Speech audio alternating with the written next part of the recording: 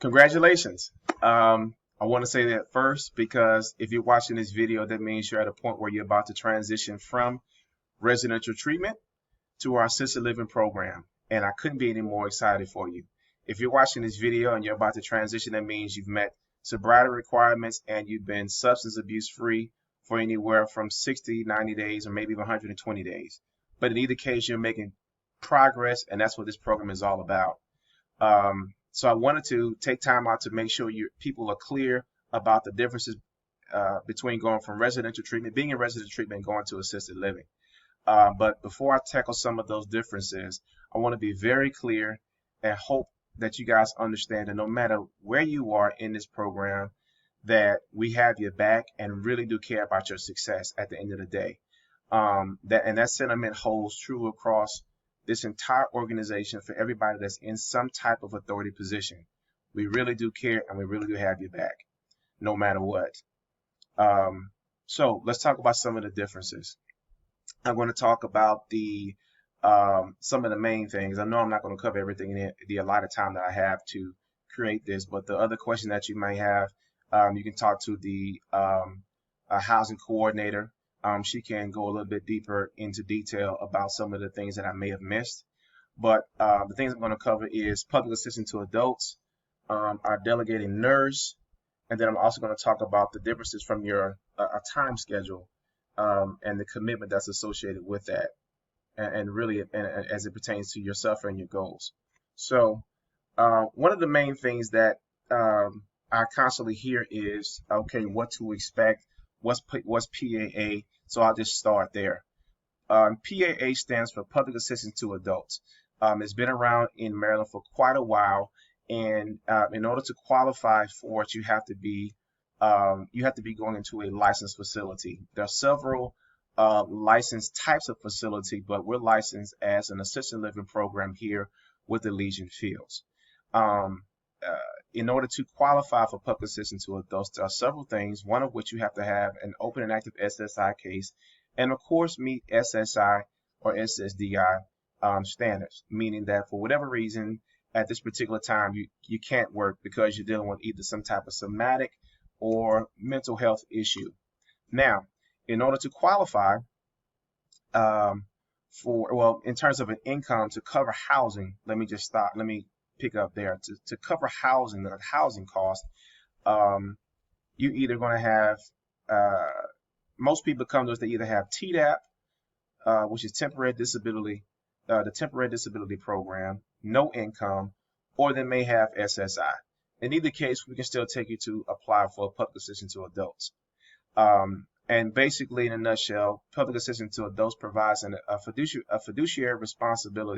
fiduciary assistance, I should say, for housing while you're with us. They provide $976 a month to cover your housing, of which $82 a month comes to you every month. The $894 goes to cover housing, food costs, utilities, et cetera, et cetera. So there are basically no issues as it concerns with the things that add additional stresses to your life as you get your life in order. While you're with us, our goal is for you to live with the utmost indignity and respect as humanly possible. And that's the mission for any assisted living program. Another thing that I want to make sure people understand is that, and I hear this quite a lot as well, is that food stamps. The way public assistance adult works is if you're receiving TDAP, let's use it for an example. Typically, you get $185 a month in cash and or $185 or so in food stamps. So public assistance adults, once you approve for it, what happens is they adjust your food stamp portion because there's an allocation of responsibility gets placed upon us as the people that are taking care of you to eat some of that cost. So what they do is they offset or reduce your food stamps. We don't take your food stamps. There are some programs that take the food stamps. If you get $185 or $200 a month or so in food stamps, once you approve for public assistance to adults, that gets reduced to anywhere from $87 to $115. Now, the variance there between that 87 and 115, there is no rhyme or reason with that. Some people get that amount, some people get the 115. I've checked. I have no idea what the difference is, but that's just how it works. So to recap, you get $82 a month in cash assistance, and you'll get the $87 to $115 in food stamps. Again, we don't take your food stamps with us here on the assisted living side. We're going to stock the house with food all the time, and typically our focus, not typically, all the time, our focus is on healthy food items for you, healthy food options. We leave you your food stamps so you can purchase things like sodas or cookies or things like that that are sugary stuff that I try to help people avoid, as they're not the healthiest for you. Now, one of the things that also is different from residential treatment going to the assisted living side of things is we have what's called a delegated nurse. The delegated nurse on the assisted living side, her main mission is to keep us in compliance, but also to make sure that we're abreast of anything that any particular health issues, be it somatic or somatic meaning physical or mental health things, that we have to make sure that we're doing all we can do to make sure you're living as optimally as possible. These things could be anywhere from high blood pressure, diabetes, sugar, you name it. Nurse Lido keeps us abreast of those things. Your requirements in terms of being in compliance with Nurse Lido are very simple, but they're very strict and important. You have to meet with Nurse Lido upon entry or granted admission into our assisted living program, every 45 days thereafter, or as needed, and within 48 hours of any type of hospital visit or medical emergency. That way she can meet with you, review discharge papers, or make sure that there aren't any changes that alter your level of care. Again, we want to make sure you're getting the maximum level of care possible to basically meet your needs and suit your goals. The next thing I want to talk about that's a big difference between residential treatment and the assisted living side of things is that the time and schedule. With residential treatment, your days are mapped out for a pretty significant portion of the day. Of course, with the high level of care, 3.3, 3.5, but we currently have 3.3, 3.1. Doesn't matter. Residential treatment, your day is scheduled pretty significantly.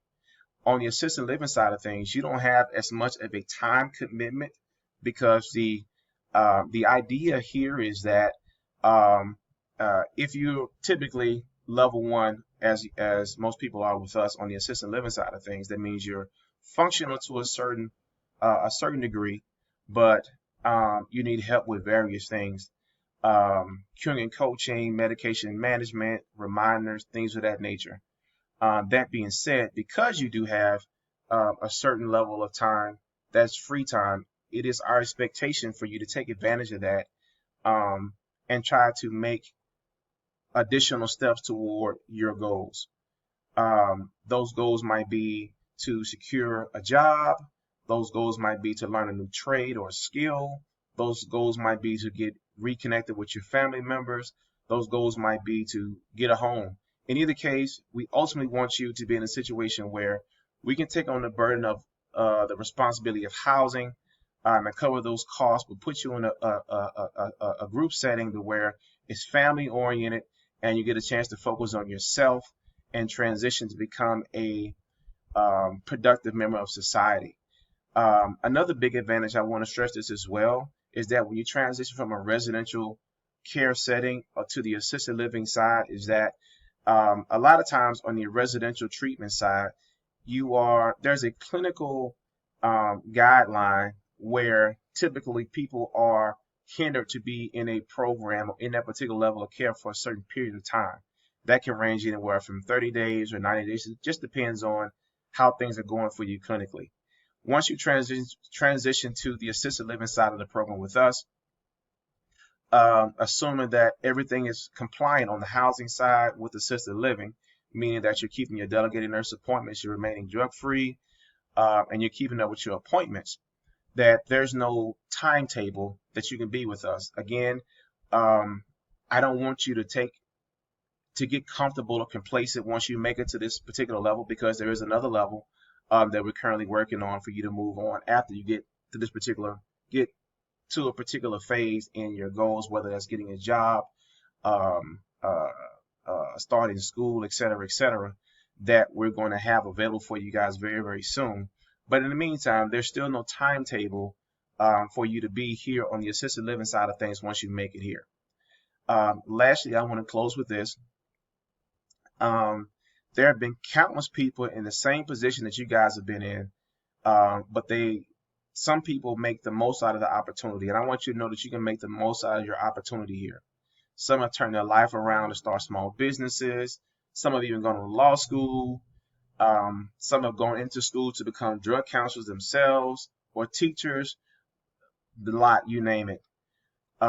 If anything I can say to impress upon you is that you can make the most out of your opportunity here.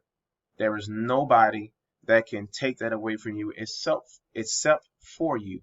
Don't let people around you deter you. You stay focused and do what you have to do to achieve your goals and move on with your life and make the most out of your life. I want you to know that you can do it. We want you to know that you can do it. You can do it bigger and better than anybody that I've already mentioned that's going to law school, you name it. We expect greatness from you, and we will hold you to that standard. We love you, and again, we're very happy that you've made it to this point. Congratulations. And again, if you have any additional questions that I haven't covered, please ask your counselor here to make sure that you get in contact with the housing coordinator to set up a meeting to get any remaining questions answered for you.